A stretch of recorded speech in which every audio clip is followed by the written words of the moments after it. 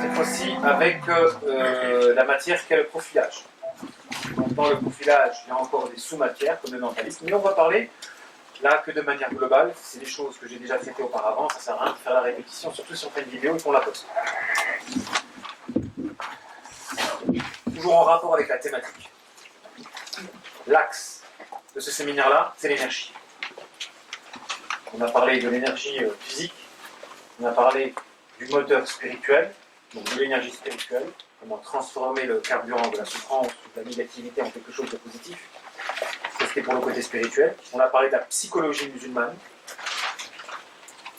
Et là, on va parler du profilage, en s'attardant sur les absorbeurs énergétiques. Ce qui absorbe l'énergie, ce qui consume l'énergie. Qu'est-ce qu'un absorbeur énergétique? C'est le contraire de ce qui produit de la lumière. Comme j'ai dit tout à l'heure, les gens mauvais ou les gens bons, les deux convoitent de la lumière. Les deux.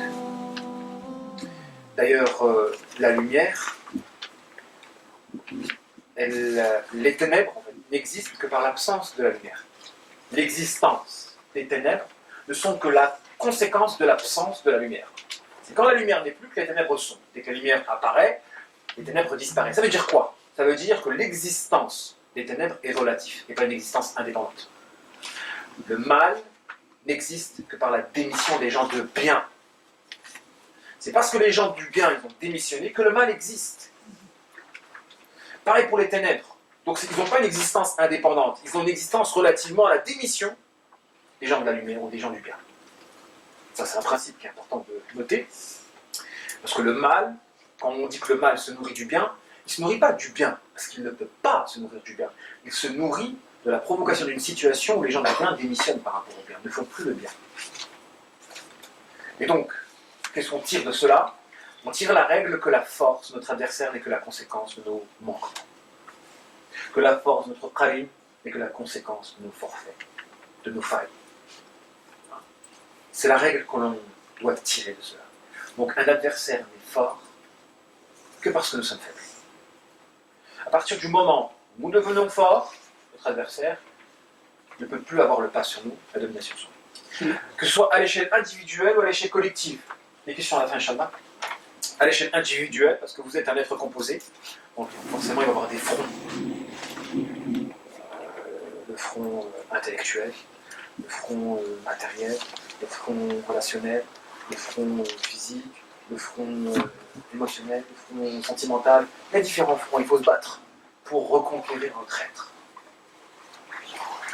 Et vous avez des luttes qui se font à l'échelle collective aussi. Et la force, elle résulte de l'unité. À partir du moment où tu arrives à unifier ton être, tu deviens fort. Et ça on le verra aussi dans le développement par rapport à l'intention, à la force et le pouvoir de l'intention, c'est ces gens qui arrivent à totaliser l'être dans un point, l'objectif. Ils ont un objectif dans leur vie, ils totalisent l'être dans cet objectif-là. Du coup, ils sont entiers, dévoués, déterminés à réaliser leur objectif et ils réaliseront leur objectif. Parce qu'ils ne sont pas dispersés. La dispersion de l'être est une forme de gaspillage qui vous empêchera d'atteindre vos objectifs, de réaliser vos objectifs, de vous épanouir tout simplement. Parce que vous êtes dispersés, votre être est fragmenté. Pensez à là, il y a quelqu'un qui vous prend par là, il y a quelqu'un qui vous prend par là, vous avez des problèmes, des soucis, des west-west, des inquiétudes, des peurs, etc. Votre être est fragmenté. Voilà, vous ne pouvez pas être épanoui, vous ne pouvez pas être heureux. Vous avez des gens qui créent de la fragmentation en vous. Vous vous rapprochez de ces gens-là, vous êtes dans l'inquiétude et dans le souci. Donc un absorbeur énergétique, c'est le contraire, bon, j'en reviens aussi à la définition du collectif, on doit réaliser l'unité à l'échelle de l'individu, mais surtout, en tout cas pour ce qui concerne une communauté, l'unité à l'échelle de la communauté. La force des adversaires de la communauté musulmane ne découle que de la division des musulmans. Et ça, c'est le prophète Aristote qui l'a dit. Jamais vos adversaires n'auront le pas sur vous tant que vous êtes unis. À partir du moment où vous allez vous entretuer entre vous, là, vos adversaires, vous êtes externes, vous écrasent. En gros, en substance, c'est ça. C'est-à-dire que les gens qui ne sont pas musulmans ne pourront dominer les musulmans qu'à la condition que les musulmans ils s'entretuent. Et comme on s'est entretués, boum, on a laissé le pas à l'adversaire externe. Donc à partir du moment où, dans votre être, si on pratique le principe à l'échelle individuelle, si vous permettez une opposition entre différentes dimensions de votre personnalité, donc des oppositions donc, entre vous-même, vous permettez à l'ennemi externe de vous dominer. Donc on en revient toujours à la responsabilité, notre responsabilité à nous, dans ce qui a fait la force du diable. Si votre praline a réussi à rentrer en vous, ou à vous empêcher de vous épanouir, parce que c'est sa mission, je parle du praline démoniaque, c'est parce que nous, on a généré une dislocation, une opposition de notre être. On n'a pas été en symbiose, on n'a pas totalisé notre être, on a seulement notre objectif, et un objectif qui est noble, un objectif mondain. Et après, les gens qui sont dans la dualité, dans l'opposition, voilà, l'être est fragmenté, donc ils ne peuvent pas s'épanouir, et de par cette division de leur personnalité, ils laissent Shaitan avoir le pas sur eux. Donc il y a des gens, les absorbeurs énergétiques, ce sont des gens qui ont l'art de fragmenter notre personnalité. Donc de faire fuir notre énergie. Et un absorbeur énergétique, c'est quoi? Ce sont ces gens qui ont besoin de gaspiller de la lumière pour se sentir bien. Imaginez cette définition-là. Ils ont besoin de vous faire gaspiller de la lumière, donc de l'énergie pour se sentir bien. Des gens de vampires spirituels. Des gens qui ont besoin de votre sang, ce sang-là qui meut votre corps, mais en parlant de lumière, cette lumière qui meut votre cœur, ils en ont besoin pour se sentir bien. Il faut qu'ils le gaspillent. Des pompeurs d'énergie, vous les rencontrez, vous coulez. Dans le prolongement des différents thèmes qui animent ce séminaire-là, on va parler aujourd'hui de ces absorbeurs d'énergie. Alors j'en ai distingué, j'en ai répertorié quelques catégories, 1, 2, 3, 4, 5, 6, 7, 8, 9, 10. Anticiper, en essayant de bien connaître ces 10 catégories pour éviter de faire des mauvais choix. Tout à l'heure je parlais avec le frère justement sur les mauvais choix de la vie, j'en ai dit quelques mots tout à l'heure. Ça n'existe pas, des gens qui font que les bons choix et qui réussissent. Je pense que parmi nous, je pense qu'on a tous fait des mauvais choix. Et l'objectif de la vie, c'est de gérer ces mauvais choix. Parce que si on fait que des bons choix, on rencontre que des belles personnes, on réussit là, on est dans un paradis ici-bas. Faire des mauvais choix et gérer ces mauvais choix. Peut-être des mauvais choix qui vont se répercuter sur toute notre vie. Donc la vie, c'est ça. Je pense que beaucoup de gens ont des galères, des problèmes, etc. Et c'est à nous de gérer. Et des fois, on n'est même pas responsable. C'est des mauvais choix qui nous sont imposés par la famille. On n'a pas choisi nos parents. On n'a pas choisi nos parents. Et on n'a pas choisi nos frères. Et peut-être on peut être victime d'une relation toxique subie. Parce qu'on n'a pas choisi nos parents. Donc ça ne relève pas de notre choix à nous. Et pourtant, ça peut déteindre sur nous durant toute notre vie. Ouais, être vaincu par l'amour pour notre mère, et en même temps condamner ses agissements, être tiraillé entre ces deux éléments qui s'opposent au sein de notre personnalité, et donc perdre de l'énergie, parce qu'il y a tiraillement, il y a opposition entre deux vecteurs opposés au sein de l'être. Le bonheur, c'est l'harmonie de l'être. Il faut que ce soit en symbiose. Je vous assure, si vous arrivez à l'obtenir, vous allez être bien. Vous êtes en harmonie, personne ne casse la tête, le ciel il est bleu, la montagne, il y a de la neige en haut, il y a de la verdure, vous avez que des gens qui vous sourient, vous avez des assiettes avec plein de couleurs à l'intérieur, des maïs, des trucs verts, des trucs rouges, c'est bon, vous mangez à satiété. La vie peut être très très très compliquée, il y a des sentiments à côté, quelqu'un qui vous aime, une petite bougie qui est allumée. Donc c'est le top pour être heureux, épanoui, une petite vie de famille, etc. Pas de soucis, pas de problème. Mais malheureusement, en plus nous, dans l'époque dans laquelle on se trouve, l'époque de la fin des temps, il y a des cataclysmes à droite, des guerres, tout le monde se tape, la perversion, etc. Évidemment, il y a une époque difficile. Il faut gérer ces situations. Je pense que le véritable bonheur, c'est après la mort.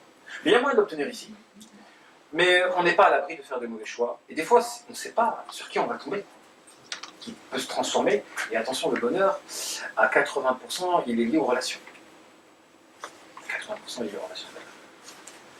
Donc, les 30%, c'est le bonheur qu'on peut obtenir seul. Mais les gens sont malheureux très souvent à cause de relations toxiques. Donc, pour les explications du malheur, en tout cas les facteurs qui expliquent le malheur, de l'ordre de 80%, de 70%, c'est la relation toxique. C'est la rencontre d'une personne qui va consommer ton énergie à vie, Parce qu'elle te met, elle fragmente ta personnalité. Elle t'empêche d'être bien. Pourquoi? Parce qu'il y a un morceau de toi qui n'est plus en toi. Imaginez votre conscience, elle rentre à une forme d'ensorcellement, en tout cas une manière de détecter que vous êtes ensorcelé, c'est quand votre conscience est aspirée malgré vous. Il y a quelqu'un dans votre tête qui apparaît, vous ne voulez pas avoir cette personne-là, mais elle apparaît tout le temps dans votre tête. C'est de la sorcellerie. Très souvent. Et les gens maîtrisent bien le mentalisme, ils peuvent faire ça. Ils peuvent provoquer ça en vous. Rentrer dans votre tête et vous pouvez la tête tout le temps, vous êtes dégoûté. C'est quelqu'un qui force la chose. Il essaie de s'introduire dans votre conscience. De s'introduire dans votre... Et après, vous êtes crispé, vous n'êtes pas bien, et vous allez vous décharger sur les autres, démarrer au quart de tour, etc. Parce que quelqu'un a tenté une intrusion dans votre conscience. Quand c'est pas réciproque, ça génère ça. Quand c'est réciproque, vous êtes mal barré. Là, vous êtes content, coup de foudre, tiens. Moi, j'ai dans ma tête tout ça. Toi aussi, tu penses pareil, coup de foudre. Ça finit comment? Alors, je ne vais pas faire un débat sur le coup de foudre. Est-ce que le coup de foudre existe? Il y a le coup de foudre émotionnel, le coup de foudre rationnel. Oui, ça peut exister. Mais le coup de foudre que Shaitan provoque pour unir deux personnes qui vont se détruire, ça existe aussi. Donc on est dépassé par des pressions qui nous poussent vers quelqu'un dont Shaitan sait que ça va être toxique sans la suite. Et ça, c'est dans la conscience. Tu dois avoir dans ta tête la conscience. C'est indépendamment de toi. Et quand c'est les deux qui sont dépassés par des sentiments qui les poussent à se réunir, là on veut parler de coup de foudre. Mais des fois, c'est Shaitan qui pousse ce vecteur-là. Malheureusement, on peut faire de mauvais choix dans la vie. Et ça, c'est un classique. Donc, ne pensez pas que la vie, c'est que des bons choix. Le plus important, c'est de le gérer. Le plus important, c'est de le gérer. Ceux qui aiment leur vie tout en galérant selon un certain angle, après, c'est chacun personnellement. Chacun son épreuve et sa manière le moteur spirituel. Et qui trouve son bonheur là-dedans. C'est dans la douleur et dans la mélancolie, dans la tristesse, dans la souffrance, il y a des gens qui arrivent à exploiter un état de bien-être. Donc il faut qu'on redéfinisse c'est quoi le bonheur. Il faut qu'on redéfinisse c'est quoi le bonheur. Il y a des gens, ils arrivent quand vous arrivez à atteindre le degré de Jacob, dans son aptitude et sa capacité à patienter une épreuve très douloureuse, il y a un état de bien-être qui se trouve derrière la souffrance. Pourquoi? Parce que ça le rapproche de Dieu. Donc à partir du moment où ça le rapproche d'Allah subhanahu wa ta'ala, il va se sentir bien, même si ce bien-être est construit sur sa souffrance. Il y a du paradoxal, ça dedans. Mais pour vous dire que si tout se passe bien dans votre vie, et vous êtes heureux de votre vie, c'est une illusion. Les épreuves, elles vont arriver. Est-ce que vous êtes prêts pour les épreuves? Les épreuves, elles vont arriver. Est-ce que vous êtes prêts? Les gens ne sont pas éprouvés pour l'instant. Quand l'antéchrist va venir, il va y avoir des vraies épreuves. Mais même avant les épreuves, déjà, il y a des épreuves relationnelles. Si vous avez une vie classique où il n'y a pas de mélange, vous n'êtes pas exposé, vous n'êtes pas engagé, parce que c'est en étant engagé dans une voie noble d'intérêt public que là les diables vont vous attaquer. À partir du moment où vous êtes utile pour les autres, là vous êtes visé par des démons. Si vous êtes une vie où vous embêtez personne, et vous êtes un peu solitaire, et personne ne vous connaît, etc., vous n'allez pas éprouvé. Je suis pas dire, il n'y a pas d'intérêt à les éprouver, ces gens-là. Ils sont dans leur cosmos, etc. Engagez-vous, là vous allez commencer à voir le côté lutte. Il faut lutter. Dans tous les cas de figure, c'est comment capitaliser votre énergie et d'éviter de la gaspiller. Mais même si vous n'avez pas spécialement de foi, etc., il y aura toujours des situations à même de poursuivre votre énergie. Et c'est à vous de faire en sorte, par une spiritualité, d'éviter ce gaspillage. Donc je vais commencer par les différents profils à connaître pour éviter de vous faire avoir et tomber dans une situation à même de vous faire regretter à vie. Parce qu'il y a des gens, ils ont la capacité de générer ce moteur spirituel, de transformer négativité en quelque chose de positif. Mais la plupart, ils sont soit dans la dépression, soit dans la colère, soit dans la violence, soit dans des exutoires et des signes. 1. La trahison. Non-entièreté. Si vous avez une relation avec une personne à même de vous trahir, il vous consomme votre énergie, à la hauteur de la confiance que vous investissez en elle. Si vous investissez de la confiance en quelqu'un, vous lui envoyez de la lumière. Si la personne vous trahit, cette lumière, elle part. Si la personne elle est à la hauteur de la confiance que vous lui donnez, elle vous renvoie de la lumière. En fait, dans une relation avec quelqu'un, quand vous investissez en la personne, parce que c'est un investissement, comme vous pouvez investir de l'argent, vous investissez de la lumière. Quand vous avez confiance en quelqu'un, vous investissez Mais on investit toujours pour un retour. Je ne vais pas investir dans une entreprise pour pas que j'ai de bénéfices par la suite. Donc j'investis pour un retour, pour que j'ai un retour sur investissement. Donc quand vous investissez en quelqu'un par le sentiment de la confiance, quand cette personne-là vous trahit, tout part d'un coup. Et comme ça fait mal pour une personne qui a fait faillite, ben, il existe une faillite spirituelle. Quand vous investissez en quelqu'un qui vous trahit. Alors il faut faire attention à ces gens qui ne sont pas entiers et qui sont susceptibles de trahir votre confiance.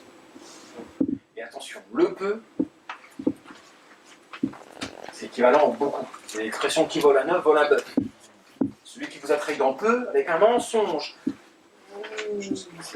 insignifiant, classe. C'est un critère, c'est un lapsus, mettez une croix sur la personne. Petit mensonge.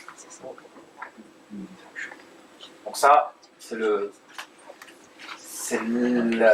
la faille qui caractérise les pervers narcissiques, les doubles facettes, la trahison. Eux, ils pompent l'énergie par l'entremise de la trahison. Ils vous trahissent. Vous savez que le pervers narcissique, c'est quelqu'un qui a une double vie. Il a une vie avec une image correcte, avec une personne, et il a une autre vie avec une autre personne, dans l'illicite. Donc une image correcte, une belle image, dans le halal, et une autre personne dans l'illicite. Des fois, c'est les deux dans le haram. Pour prendre des, comme on parlait de musulmans, on va se focaliser sur les musulmans.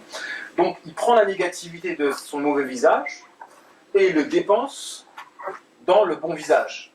Donc ça veut dire que la personne qui est bien, elle rééquilibre la personne qui est mauvaise. Et le pervers narcissique, c'est le pont. Donc en fait, ils sont en train de bouffer l'énergie de la personne qui est victime de la perversité narcissique pour permettre un gaspillage énergétique au service de l'élément du second visage de la perversité du pervers narcissique. Lui, il y a un pont. C'est le moteur inversé, celui qui transforme la lumière en ténèbres. Celui qui fait le passage de la lumière aux ténèbres, moyennant la trahison, et qui permet de rééquilibrer les gens négatifs, ténébreux, en trompant les gens bien. En trompant des gens bien. Donc il y a le moteur spirituel, celui qui transforme la lumière des ténèbres. Qui alimente les ténèbres. Voilà. Il y a le lien par sa tromperie qui alimente, donc c'est le pont qui permet à la victoire d'être mettre sur la lumière. C'est l'agent du diable. Et ça, l'hypocrisie, la trahison. Les gens qui vous trahissent. Mais nous, en tant que croyants, on a des valeurs. Des fois, c'est dur de les mettre en pratique. C'est difficile de les mettre en pratique, mais comme j'ai dit tout à l'heure, j'ai cité beaucoup de concepts. Il ne faut pas les prendre juste en théorie. Il faut les mettre en pratique. De toute façon, on reconnaît une personne à ses actes. On reconnaît un arbre à ses fruits, comme dit Aïssa alayhi salam. Donc on reconnaît une personne à ses actes. N'écoutez pas les paroles, ça ne veut rien dire les paroles. Ou l'apparence aussi, ça ne veut rien dire. Ce qui compte, c'est les actes. Et donc on vit une époque où il ne faut pas se contenter donc, des apparences. Et malheureusement, on voit des gens ne pas être à la hauteur de la confiance que vous avez investie en eux, dans le sens où ils peuvent changer du tout au tout sans raison rationnelle. L'ami peut devenir ennemi. Donc très souvent, pour une histoire d'amour-propre, d'ego, indépendamment de vos agissements. Et le prophète alayhi salatu wa salam, ce qui nous enseigne, ne trahis pas celui qui t'a trahi. Imaginez, quelqu'un vous fait du mal, vous pouvez riposter de la même manière, mais vous ne le faites pas. Vous ne le faites pas. Donc, on ne doit pas être dans l'hypocrite. Le principe, la fin justifie les moyens. Je vais écraser quelqu'un, tous les moyens sont bons pour l'écraser. Généralement, les moyens que j'utilise, c'est les moyens illicites. Médisance, calomnie, mensonge, c'est tous les moyens sont bons pour écraser quelqu'un. Il faut que je l'écrase. On n'est plus dans le respect de valeurs. Voilà. C'est vraiment une des caractéristiques de l'hypocrite. Et quand le croyant peut riposter de la même manière et à juste titre parfois, donc à raison, ben, il ne doit pas le faire parce qu'il ne doit pas ressembler à la personne mauvaise.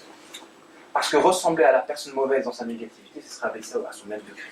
Les chiens aboient, la caravane passe. Quelqu'un qui est un peu de la négativité, tu calcules pas, tu avances. Parce que si tu te mets, lui il veut que tu te mets à ce degré. L'objectif c'est que tu t'abaisses à ce degré. Comme on a dit, le borderline négatif, c'est quelqu'un qui veut vous changer dans votre nature, vous transformer votre côté positif en quelque chose de négatif. Donc vous avez des gens qui vous font du mal, et si vous ripostez à la hauteur de leur négativité, bah, vous devenez comme eux. Le croyant, il doit être plus haut que tout ça. Et là, je le répète, c'est des paroles, mais il faut les mettre en œuvre. C'est comme ça qu'on mesure la spiritualité d'une personne. C'est à ses actes. À ses actes. La théorie, on s'en fout. Quand vous avez été éprouvé, peut-être que vous allez être dépassé par des situations. C'est pourquoi je répète souvent, que ce qui compte, c'est pas la théorie, c'est pas le savoir, c'est l'acte. Pourquoi? Parce que dans un verset du Coran, Allah subhanahu wa ta'ala, il dit à ces gens qui, quand tout leur sera évidence, après la mort, ils auront le jugement derrière, le paradis, l'enfer, etc. Ils diront, ah, si un retour en arrière était possible. Et Allah leur dira, non. Parce que même s'ils reviendraient en arrière, ils feraient les mêmes erreurs. Ça veut dire quoi ce verset du Coran?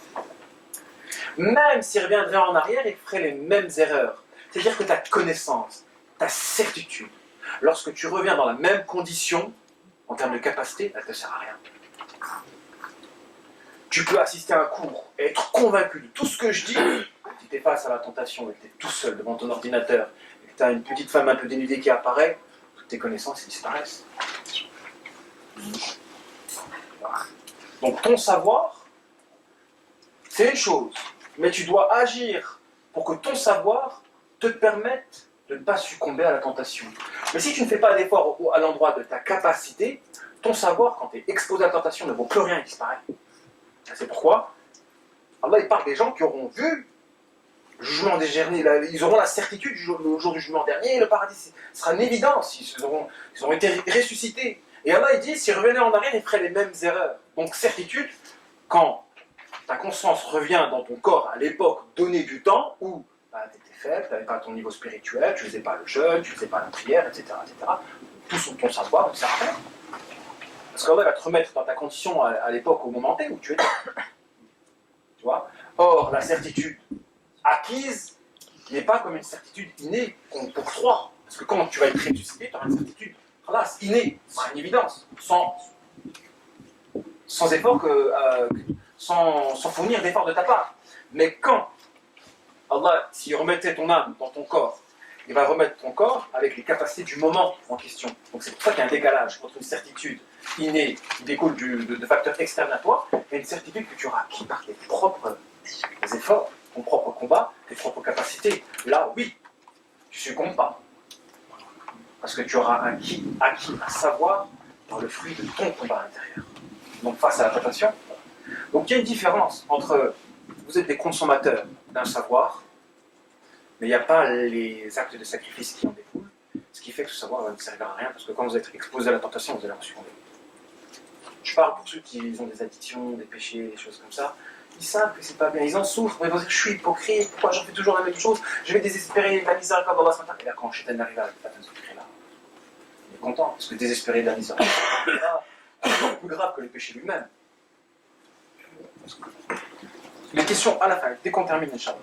Donc la première, c'est la trahison. Le second, la provocation. Donc ça, quand quelqu'un il vous provoque jusqu'à ce que vous vous mettez en colère, bon, Shaitan rentre en vous. Le principe de la colère. La provocation, c'est assez limite. Qu'on provoque, des fois on ne peut pas fuir. Les gens en Gaza, ils ne peuvent pas fuir, ils sont enfermés comme ça. On les provoque, bah, ils s'explosent après. Donc des fois le terrorisme se fabrique. Et après on les montre du doigt, ceux des criminels. Pourquoi? Parce que on génère une compression. Quand on exerce un vecteur, une pression sur un volume fermé, ça pète. Et donc c'est pour ça que quand les gens ils explosent, on ne peut pas les montrer du doigt comme ça. Il faut comprendre le contexte qui a fait en sorte qu'ils explosent. Est-ce qu'on les a enfermés dans un volume et on a appliqué une pression constante? Ça explose, c'est physique. C'est physique.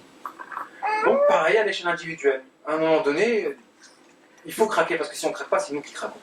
Riposter au bon moment, c'est peut-être une marque de sagesse. Et c'est le bon moment pour leur faire prendre conscience que la provocation, elle est négative pour eux, dans tous les cas de figure. Que je riposte ou que je ne riposte pas. Parce qu'il faut savoir riposter au bon moment, exactement.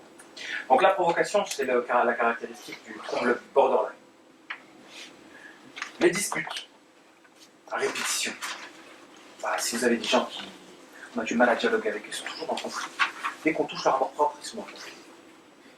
Ils ont une conception de la sociopathie, une conception de l'ordre, et qu'on ne rentre pas dans cette conception-là, ils rentrent dans le conflit. On ne s'entend pas avec eux, ils ne sont pas sociables. Et c'est les sociopathes, ils sont tout le temps dans la dispute. Et puis ça fait tout le temps des embrouilles, des embrouilles. Les gens ne veulent pas vivre une vie d'embrouille. Je dis, les gens ils veulent le bonheur c'est les sourires, c'est la joie, c'est les poésies, c'est des repas, c'est le soleil, c'est des choses comme c'est les randonnées, c'est des choses comme ça. Donc il est accessible, et pour cela, faut s'écarter. Peut-être qu'autour de toi, tu n'as pas des gens comme ça. Tu n'as pas des gens à même de traire, ou bien quand tu les as rencontrés, tu t'en es écarté. Que ce soit dans la trahison, dans la provocation, dans la dispute. Et ça, c'est les trois profils, les trois troubles. Les troubles les plus à même de vous déstabiliser. Le quatrième, c'est l'abandon. Des gens qui sont susceptibles de vous abandonner. Ah ben oui, si vous investissez de l'espoir en une personne, ou de l'appui en une personne, vous pouvez être vide énergétiquement quand cette personne vous abandonnera.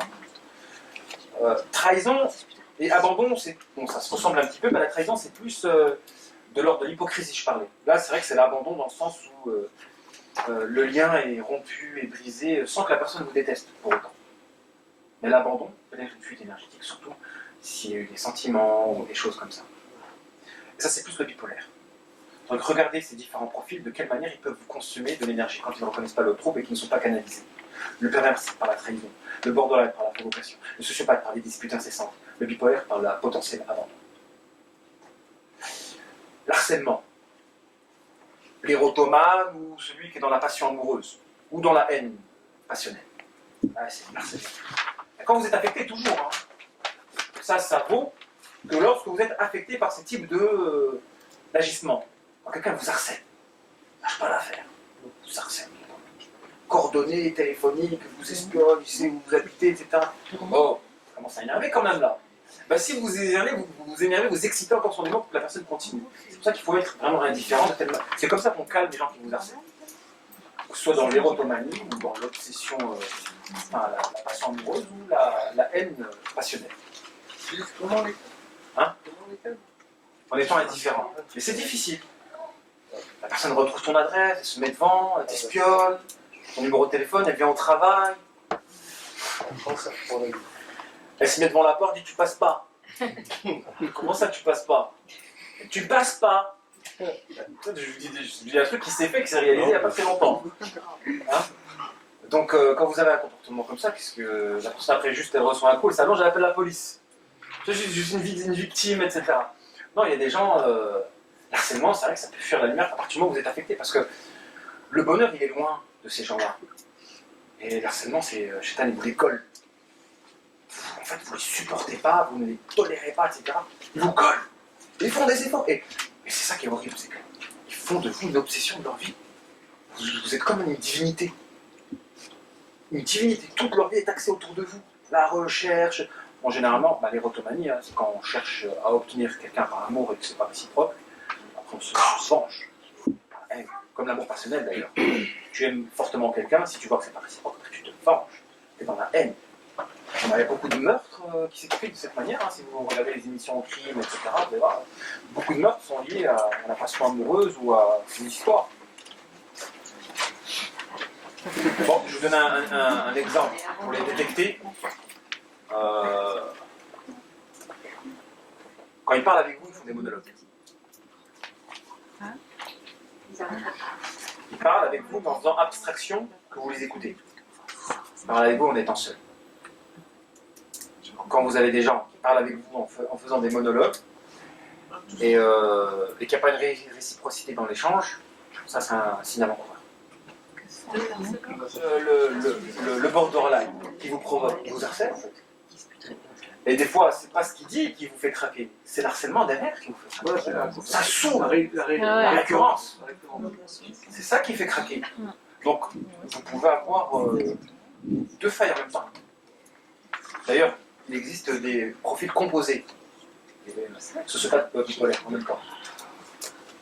Pervers narcissique, borderline en même temps. Ça existe, des profils composés.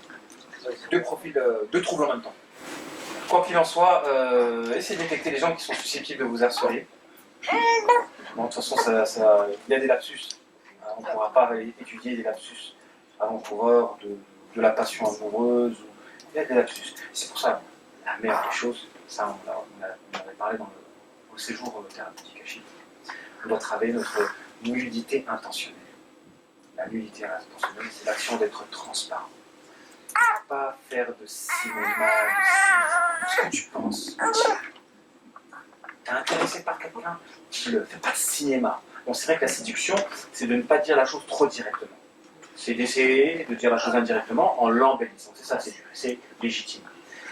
Mais ne fais pas de... Dis les choses directement. Il y a des gens, ils peuvent ne pas dire quelque chose pendant 1 an, 2 ans, 3 ans, 4 ans, 5 ans, et être déçus que c'était pas réciproque. Là, ils peuvent se venger. Pourquoi? Parce qu'ils se sont fait des films. Ça, c'est l'érotomanie. Ils étaient persuadés. Les personnes, ils ont communiqué avec moi par du symbole. Moi, je suis pas un régime pour communiquer du symbole. Ils me distribuaient des flyers de voyage en pensant que j'allais voyager avec eux dans cet endroit-là. Moi, je comprends pas. Qu'est-ce que ça fait dans mon bouquin, ça? Voyage dans une île avec la plage, etc. Moi, je comprenais pas. Mais la personne, elle s'est dit, je vais aller dans la plage. Et quand ça s'est pas passé, j'ai trahi. Je suis un pervers narcissique. Moi, je communique pas avec les djinns. Quel est le délire que les gens se sont faits? Hein? Donc, on en revient tout le temps à la nudité intentionnelle. Soyez transparents. Et dites les choses. Et c'est comme ça. Donc, il y a plein de gens qui sont dans le fond. Ils sont faux. On se dit tout. Pas caché. C'est comme ça qu'on nourrit l'hypocrisie. Si parmi vous il y a des gens qui sont des West-West ou des idées négatives, il faut les dire. À partir du moment où tu as une idée négative de quelqu'un que tu ne dis pas, tu es complice et tu peux être toxique. Tu as une mauvaise opinion que tu ne dis pas, non, il y a quelque chose qui ne va pas, dis-le. C'est pour ça que j'en reviens au point qui suit. Le péché partagé. Qu'est-ce que le péché partagé? C'est vrai que j'ai lancé une petite pub sur la page Facebook sur le péché partagé. C'est une voie par laquelle on peut absorber votre énergie. Parce que vous avez des gens qui sont très ténébreux, et comme sont des vampires un peu spirituels, ils ont besoin de lumière. En vous poussant à partager un péché, eux le redeviennent pieux, et vous devenez mauvais. Non, ça ne rentre pas dans la tête des gens. Je dirais que ça ne rentre pas dans la tête des gens. À chaque année, je fais un rappel sur la médisance. Relayer une médisance, c'est être complice de la médisance. Je reçois des messages qui me disent « Ah, j'ai vu ça. Oh, j'ai vu ça. » Mais tu relais. Mais tu permets la propagation. Donc il y a des gens qui ne sont pas compris, ils ne savent pas comment agir par rapport à la médisance. Et la médisance permet justement un flux ténébreux. Permet le déplacement d'un diable. Permet l'absorption d'énergie. Le partage d'une sexualité virtuelle, par exemple. Si vous partagez une sexualité virtuelle, l'élément qui était bon va choper le démon de l'élément mauvais, va couler spirituellement, et l'élément mauvais va choper une petite pétille parce qu'il sera débarrassé de son diable. Mais il va... il peut y avoir une inversion de situation, jusqu'à ce que l'élément bon, par essence, va croire qu'il est véritablement mauvais. Il peut confuser. Ouais. Internet, à l'heure d'aujourd'hui, a permis une forme de sexualité qui n'existait pas auparavant. La fornication virtuelle. C'est quoi la fornication virtuelle? Là, tu obtiens un orgasme juste en discutant avec une personne. Je ne sais pas quel est le contenu de la discussion. À partir du moment où vous êtes dans le haram, vous n'êtes pas marié, c'est une fornication virtuelle. Ça n'a pas le même statut que la cette fornication. Et tu obtiens un orgasme par la voie du virtuel. Donc c'est la mode à l'heure d'aujourd'hui, c'est le mot anglais nude. N-U-D-E-S. Voilà, c'est ce qui est propagé dans les collèges, etc. à l'heure d'aujourd'hui, à fond, chez les jeunes, à cause d'Internet. Donc ces péchés qui n'existaient pas auparavant, qui peuvent créer de l'addiction. Alors je ne parle pas de la pornographie qui est un fléau, je ne parle pas de la masturbation qui en découle. Parce que généralement, le kharin se nourrit essentiellement de la masturbation.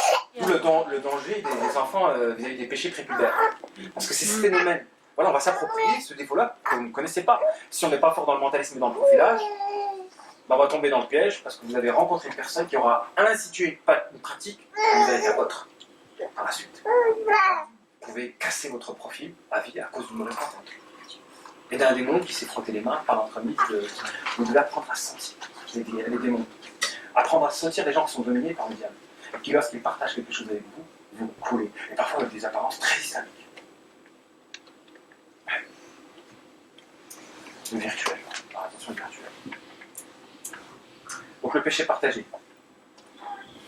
Par la langue, par le sexe. De toute façon, vous faites un sommet de la vie. Ce qui préserve ce qui se trouve entre les deux mâchoires et entre les deux cuisses, je le garantis le paradis. Les connexions mentales, ténébreuses. Bon, il y a des gens qui peuvent consommer votre énergie juste en fantasmant sur vous, comme je l'avais dit tout à l'heure. Ils fantasment, en accomplissant un acte. Pas quel acte. Et là, ils peuvent consommer votre énergie et même déteindre sur votre corps. D'avoir de la narcolepsie, etc. Donc soit par le fantasme, soit par le stress. Quand quelqu'un fait de votre être le centre de sa vie, où il vous méprise, etc. S'il y a une historique, si la personne est un peu de siamoiserie démoniaque à cause de son passé, des péchés, la repentance n'est pas très très complète, ou des traumatismes, bref, quelque chose qui explique une charge négative très très très forte, si elle se connecte à vous mentalement, elle vous en influe. Donc il y a des gens, quand ils pensent à vous, ils ne vous font rien du tout. Parce qu'ils ont eu un passé plus ou moins correct. Ceux qui ont une enfance très douloureuse, parce qu'en fait, les troublés, c'est quoi? Qu'est-ce qui se passe dans le mécanisme de la personne troublée dans la personnalité? C'est qu'elle a une charge négative qui est stockée par le traumatisme. Et au moment où vous la blessez dans son amour-propre, cette charge négative qui est stockée, qui a été stockée depuis l'enfance, elle ressort d'un coup. Du coup, riposte disproportionnée. C'est pas normal, la riposte, elle n'est pas normale, elle est disproportionnée. C'est un comportement de troublé.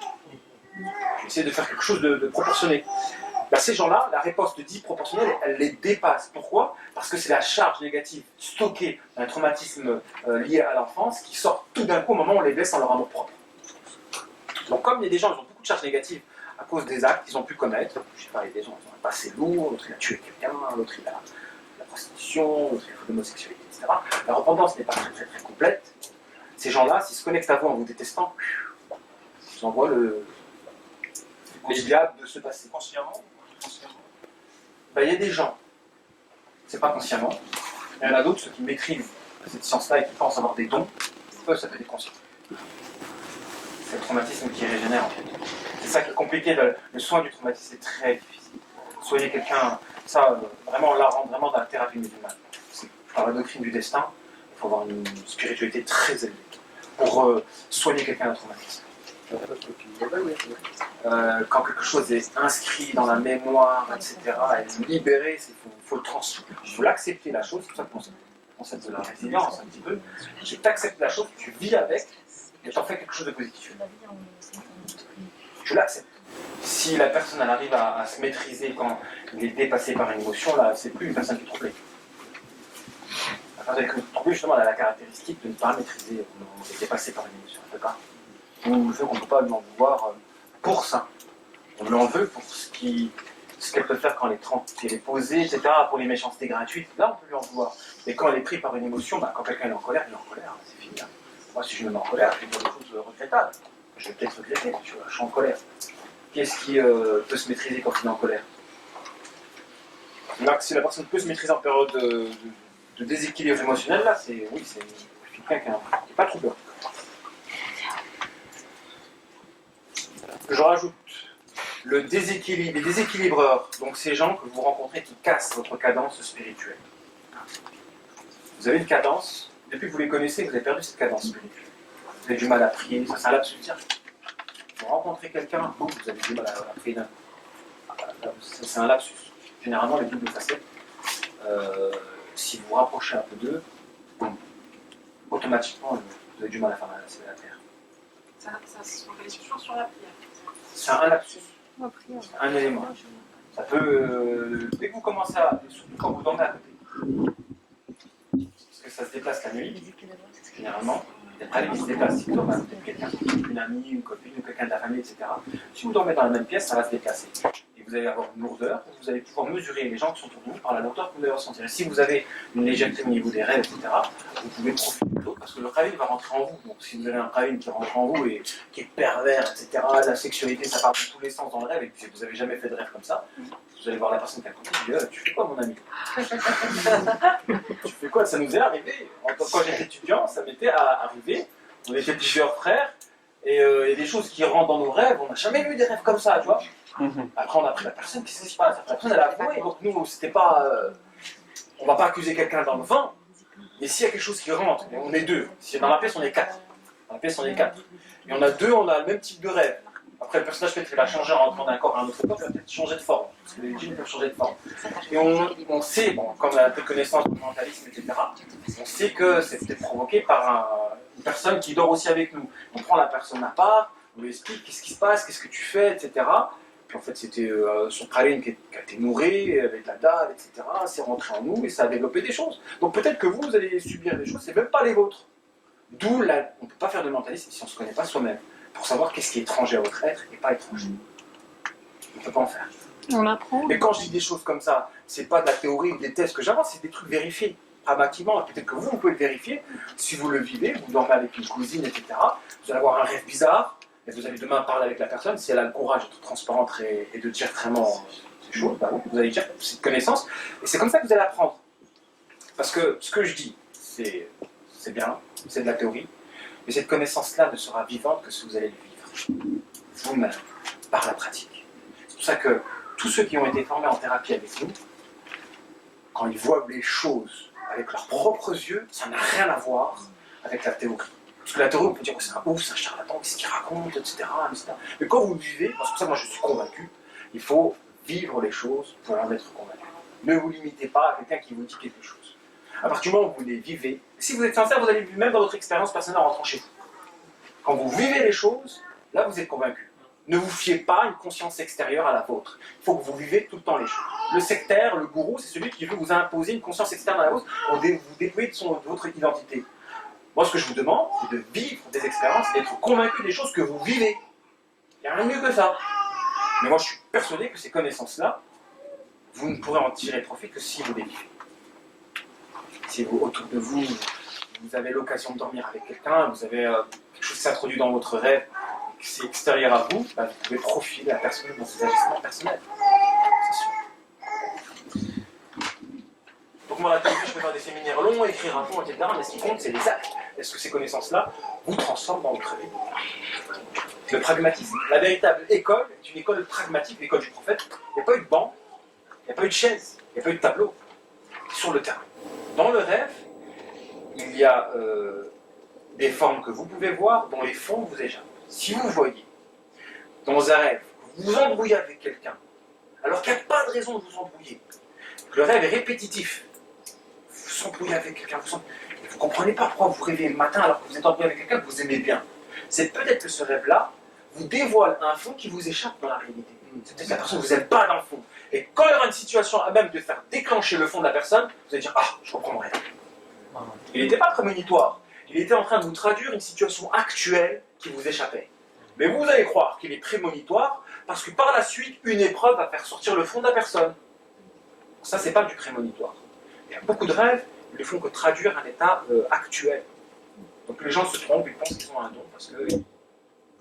En tout cas, ça c'est palpable. Durant le mois du Ramadan, il y a des problèmes qui se règlent automatiquement.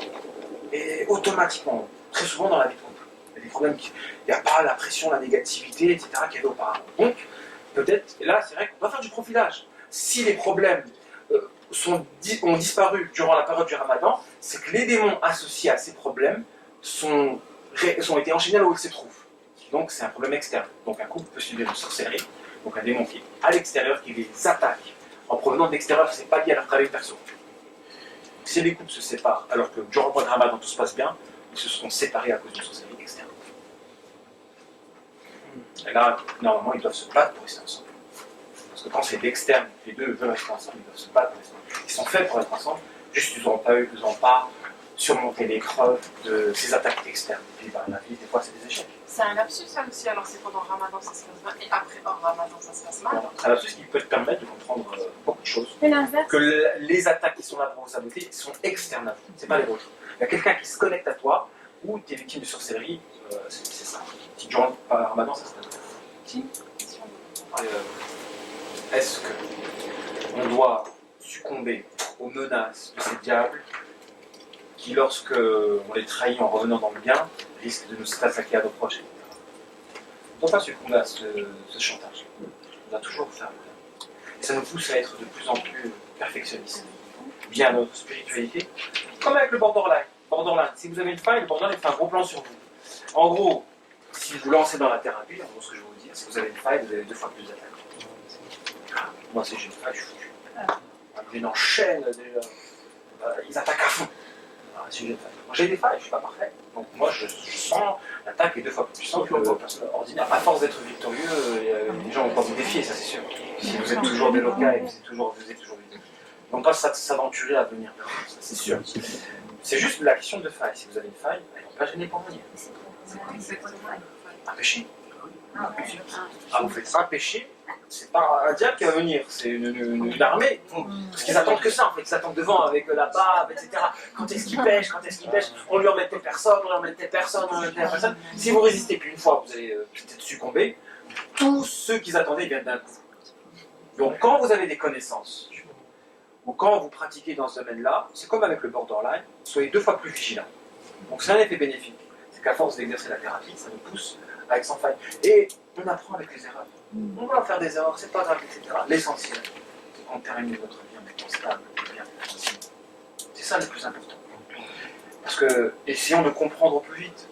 Il ne faut pas avoir un cheminement spirituel de 5 ans, 10 ans, on essaye de se réformer, et on perd trop de temps, alors que si on aurait eu un bon accompagnement, un bon environnement spirituel, ça pourrait aller vite. On pourrait se libérer de plein de vices, de plein de péchés.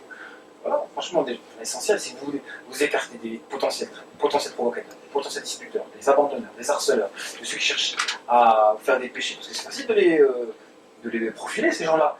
Les connexions mentales, les gens qui vous... Après, dans le déséquilibre de ces gens qui vous cassent votre cadence, vous pouvez avoir des déséquilibres de personnes qui ne sont pas spécialement mauvaises, qui ne cherchent pas à vous faire du mal. C'est une situation nouvelle, et vous avez du mal à la gérer. Imaginez vous divorcer et vous devez gérer tous vos enfants tout seul. Ça peut vous déséquilibrer. Il y a plein de choses que vous faisiez auparavant, vous ne pouvez plus les faire. Voilà. Donc c'est une nouvelle situation qui va vous consommer de l'énergie. C'est la situation, c'est pas un individu. C'est la situation qui consomme de l'énergie. Pareil pour les dépendances, et ça c'est notre faille, on termine les chambas. Pareil pour la dépendance, et ça c'est notre faille, la dépendance a des paramètres externes. Donc quand vous avez des objectifs, vous avez des paramètres externes à vous, donc il y a une espèce de tiraillement. Et ça vous fait consommer de l'énergie. Là, c'est pas un individu. Après, c'est comme dans... De quelle manière vous êtes mis dans une situation à même de faire en sorte que les paramètres externes influent sur vos objectifs. Peut-être que là, vous avez fait un partenariat avec une personne qui ne méritait pas d'être partenaire avec vous. Et dernier point, l'alliance avec les personnes... Bon, je mets maudit, les personnes qui n'ont pas de baraka, etc., consomment de l'énergie. En gros, si vous avez une alliance, une amitié, une relation amoureuse avec des personnes qui sont maudites, ils ne vont pas avoir de baraka. Le simple fait que vous avez une alliance avec ces gens-là, vous aussi vous allez être privé de baraka. La privation de la baraka, c'est des blocages. C'est plein de blocages. Vous n'arrivez pas à vous épanouir, vous n'arrivez pas à concrétiser vos objectifs.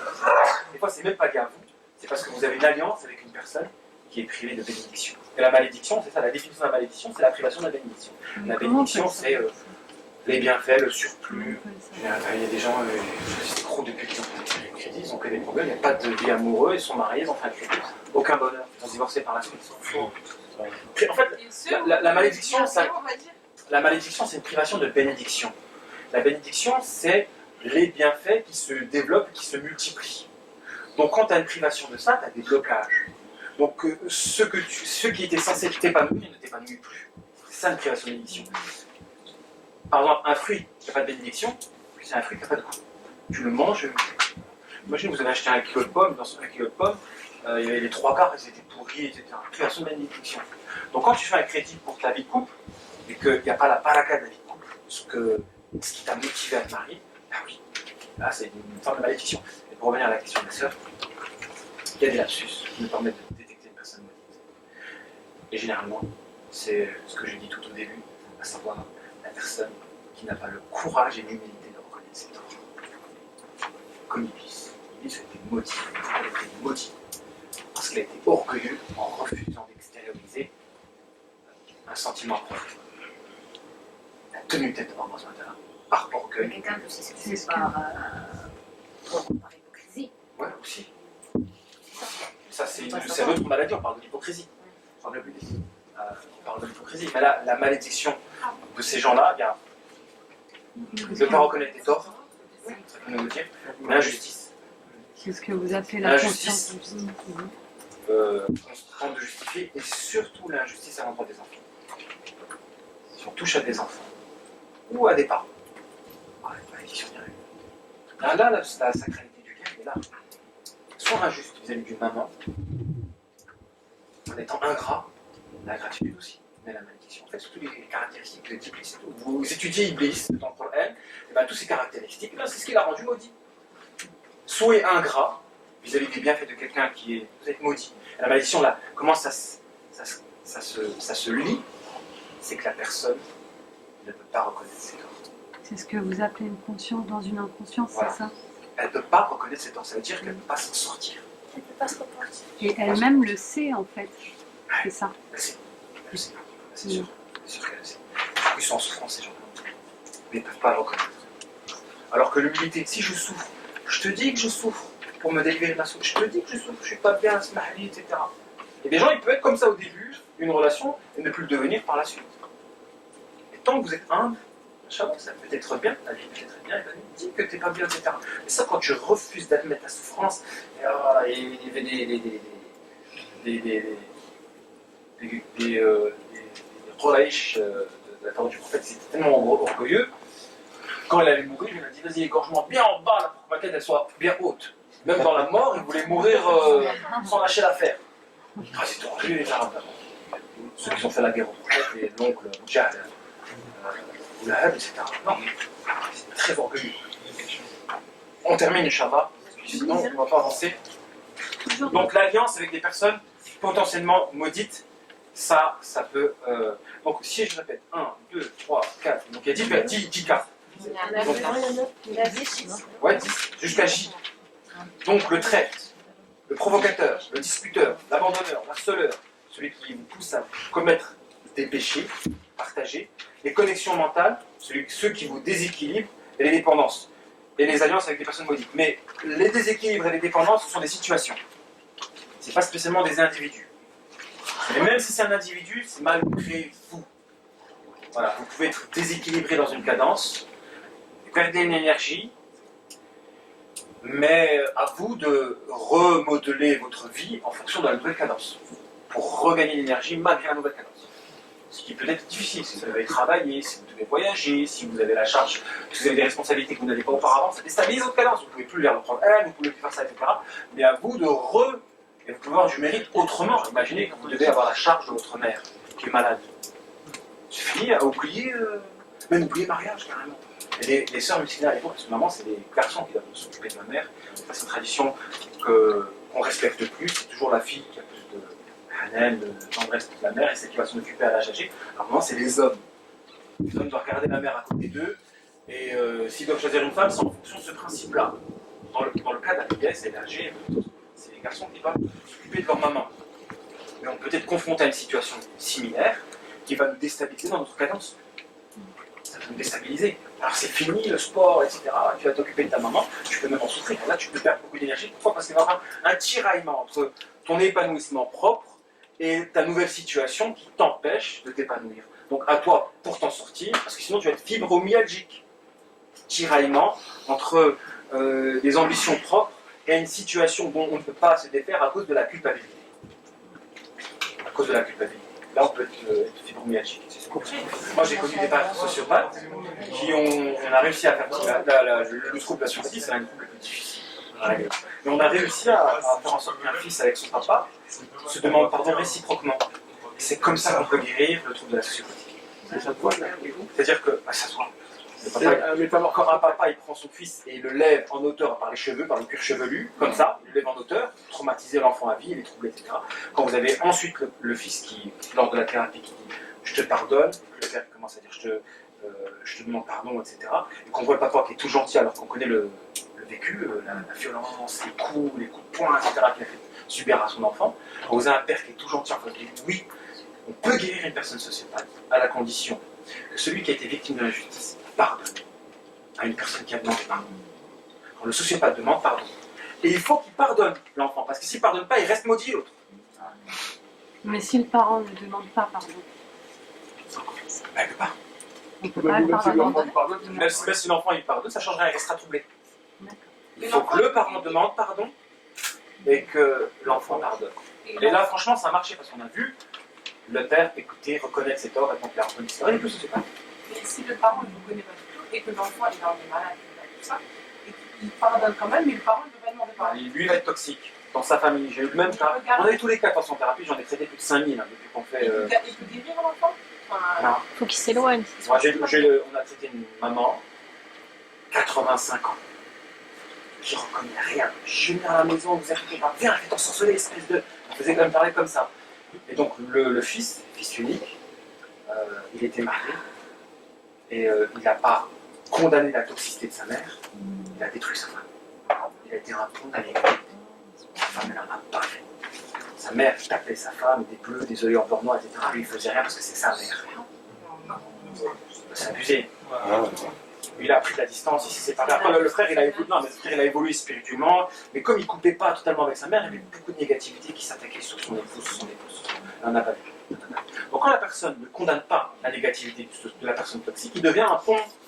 C'est pour ça que c'est important de vous écarter des gens toxiques, et c'est important de vous écarter des gens qui sont proches des gens toxiques, parce qu'ils deviennent des ponts. Donc, l'ami de votre ennemi, c'est aussi votre ennemi. Méfiez-vous de l'ami de votre ennemi. Parce qu'un véritable ami ne va pas s'associer à quelqu'un qui vous déteste. Parce qu'à partir du moment où il s'associe à quelqu'un qui vous déteste, il est complice de cette haine parce qu'il ne la condamne pas. Votre véritable ami, il condamne votre ennemi et il l'empêche d'envoyer du flux négatif. À partir du moment où il est spectateur de la négativité de votre ennemi, il est complice. Et du coup, c'est un hypocrite potentiel. C'est pour ça qu'il y a le Coran et la Sunna. La Sunna, c'est l'application du prophète. Par extension, la sagesse, c'est la science qui nous permet de résoudre ces problématiques, ces nœuds qui nous rendent malades. Si on peut les régler, ces problèmes ici-bas, c'est ça, c'est la thérapie musulmane.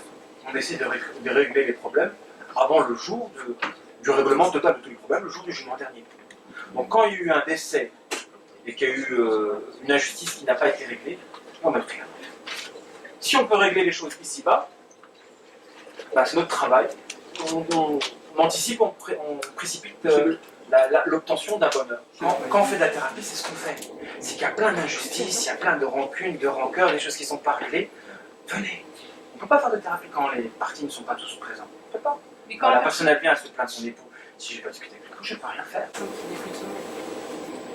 Parce que tout le mal, elle est partie se demander pardon et elle cherche un pardon impossible en fait. Ah oui. La fille, la petite enfant qui est décédée, etc. De toute façon, on va dire, quand on demandera à la fille qui est morte pourquoi on l'a enterrée vivante, grâce. Après, si vraiment ta repentance est forte, mais tu n'as pas eu le temps de demander pardon à la personne parce qu'elle est décédée avant l'heure, ça c'est Allah SWT verra ton cœur. Il y a des sahaba comme ça qui font des nouvelles pour Khatab, Oui, mais c'est avant la révélation. donc à partir de là, Non, mais c'est peut-être possible. Hein. Ça dépend du futur de la personne. Si elle prouve, elle se rachète, elle fait beaucoup de bonnes actions, oui, c'est possible qu'elle, Yom Al-Qiyamah, que la personne victime d'injustice lui pardonne. Il y a des gens, ils ont de la tendresse au niveau du cœur, etc. Il faut savoir qu'Allah SWT, tout le mal, on ne lui fait pas de mal, Allah SWT. On fait du mal à nous-mêmes en faisant des péchés. Allah il pardonne tous les péchés qu'on fait individuellement. Par contre, les problèmes que l'on a relationnellement, ça dépend des gens. Faites attention aux problèmes relationnels, aux injustices que vous pouvez causer aux autres. Faites attention à ça. Ça veut dire que si une personne ne nous pardonne pas, on peut ne pas aller au Bloqué. paradis. Oui. C'est vrai, ça c'est Oui. vraiment. C'est un truc de Allah peut vouloir te faire entrer au paradis, Mais et bloquer ton entrée à cause d'une personne qui ne pardonne pas par rapport au mal que tu as fait. Et les mamans, elles souhaitent, je te souhaite l'enfer, éternellement, c'est elles qui vont aller en enfer. En fait, c'est du mauvais œil, c'est du haïn qu'elles font. Franchement, et ça marche. Quand vous avez des mamans qui souhaitent l'enfer à leurs enfants, elles leur envoient de la négativité, ça détruit la vie de ces enfants. il y a un hadith comme ça. T'as pas le droit de jamais. Ça, c'est du mauvais œil. Ça, c'est du mauvais œil. Quand on leur envoie de la conviction négative comme ça, oui, il y a un démon qui rentre, ça détruit la vie de l'enfant. La tromperie, c'est vrai qu'on en revient à cette question de l'identité. La fissuration entre la personnalité de forme et de fond. Et tu trompes les gens parce que la connaissance de ton fond, tu la caches. Tu fais une simulation dans la forme. Alors que l'authenticité, c'est quand le fond et la forme ne font qu'un. Transparent. Et quand je parle de nullité intentionnelle, soyez transparent. Et vous allez être aimé. Les gens qui sont transparents sont aimés. Des musulmans comme des non-musulmans. Il faut être transparent. Tu inspires le respect. Même de ton adversaire, quand tu es transparent, quand tu es une personne authentique. Et c'est là vraiment la station spirituelle que l'on doit développer en notre époque. L'antéchrist arrive, il y a beaucoup de nifas, beaucoup de trahison, beaucoup d'hypocrisie, etc. On doit être des gens transparents. Ça se travaille. Fuir ou aider ce type de personne-là. Alors on doit regarder sa capacité à canaliser. Est-ce qu'on a les capacités de canaliser une personne qui bouffe l'énergie? Et on regarde si l'autre connaît son trou, parce que si on ne connaît pas son trou, ça devient un parasite. On le met en condition de ne pas générer cette négativité-là, même d'absorber notre énergie. S'il reconnaît son trouble, ok, on peut le canaliser, si on a les moyens, on peut le canaliser. S'il ne le reconnaît pas, on fuit. Parce que sinon, il devient quelqu'un de parasite. Donc, avec ces gens-là, il faut d'abord qu'il reconnaisse son trouble. Regardez-nous si on a la capacité de rééquilibrer par rapport à ces potentiels d'absorption énergétique.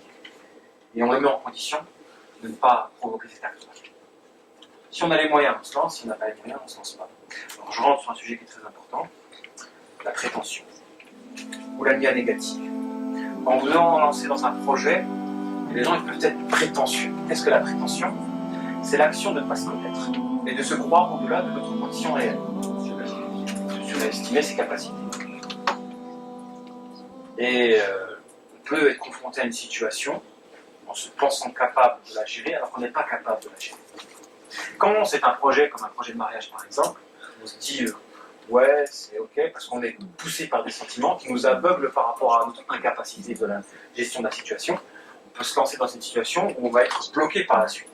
C'est-à-dire on est bloqué par des enfants, bloqué parce qu'on est parti loin, bloqué par une culpabilité, bloqué par plein de choses qui font qu'on va faire durer une relation qui ne nous convient pas parce qu'on n'a pas la capacité de gérer le flux négatif de la personne en face à cause de cette prétention, de cette méconnaissance de soi et de cette illusion de se penser capable de surmonter une situation.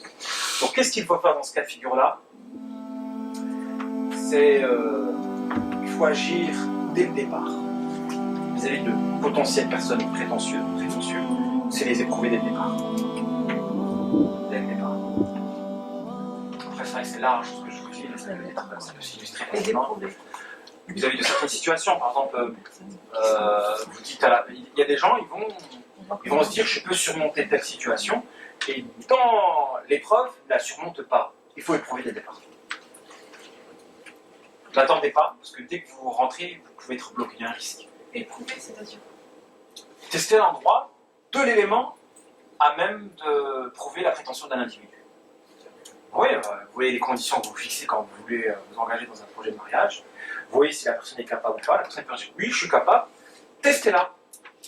T'es capable? Alors on commence par ça. Ne dites pas d'accord, potentiellement, dans 5 ans, 6 ans, etc. On va voyager. Est-ce que tu es capable de quitter ta famille? Oui, je suis capable. Et 5 ans sont passés, la personne n'était pas capable. Arnaque. Frustration. Vous restez bloqué. Dans ces cas de figure, ça génère des blocages futurs, et les blocages futurs, ça frustre, ça peut casser une couple, ça peut se transformer en amitié, il n'y a plus d'amour, et vous gâchez votre vie parce que vous ne vivez pas une vie de rêve avec votre conjoint. Et sur un critère comme ça, comment tester la personne? C'est pas possible. Comment tester la personne sur ce type de critère? Genre projection à l'étranger, et elle s'engage, ouais, éventuellement à partir à l'étranger plus tard, mais finalement... Il faut que tu parles à l'étranger tout de suite. C'est ça. En test, faire un test. faire un test. Voilà. Tu peux la tester pas tout le temps. C'est ça, le remède, c'est que tu l'étais à l'endroit de l'élément à même de démontrer une potentielle prétention, tout de suite. Tout de suite, n'attends pas. Mon chéri, dans 6 mois, on part. Qu'est-ce que tu vas faire? Il y a le fossé, je répète, entre la théorie et la pratique. Quand c'est que des paroles, les gens disent oui. L'amour, il arrive, tout est rose, ils ne voient pas les problèmes. C'est pas l'hypocrisie, hein. Ils sont vraiment ça, ils se croient. Alors des fois c'est la nia. Ils se disent je vais le changer plus tard. Il y a ce projet, il raconte tout ça, mais je vais maîtriser la situation plus tard. Là c'est une nia négative. Là c'est un peu de nifa, l'hypocrisie. Mais les gens sont sincères. Ils se pensent vraiment capables de surmonter une situation. Mais ils n'ont pas cette capacité. Et quand tu les confrontes. Et quand tu es confronté, là il y a de quoi te culpabiliser parce que tu ne vas pas lâcher, parce que la personne qui était sincère, tu ne peux pas lâcher parce que Mais quand tu les confrontes. Finalement, vous avez rêvé de films indiens, d'amour, de finir avec quelqu'un de tellement pas, etc. La philosophie des parents, les anciens. Malheureusement, parfois on n'a pas le bonheur qu'on convoite. Et la vie, est-ce que c'est ça? Si vraiment, vous pouvez tomber sur la personne, vraiment être nickel spirituellement. Allah il peut vous donner ce cadeau-là, de vivre un bonheur ici-bas avant l'au-delà.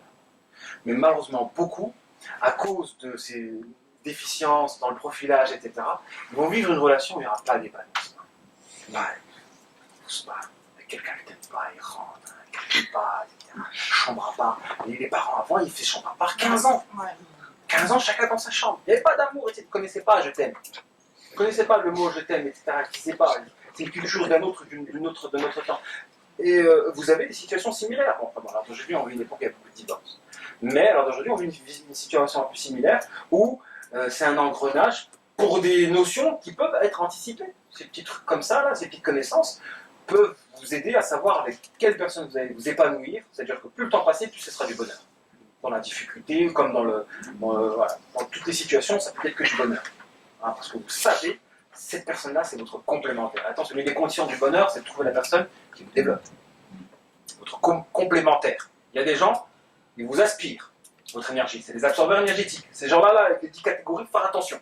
Il y a les autres, et c'est ces gens-là que vous devez rencontrer, c'est les développeurs.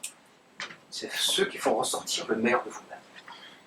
Hein, d'ailleurs, c'est le cours qui suit, le développement. Le développement personnel, c'est comment tu donnes le meilleur de toi, parce qu'à l'échelle individuelle, à l'échelle collective, c'est comment tu donnes plus que ce que tu peux donner. Ça peut se faire par l'unité, l'union avec les personnes extérieures à vous. Est-ce que vous avez des questions ? Voilà.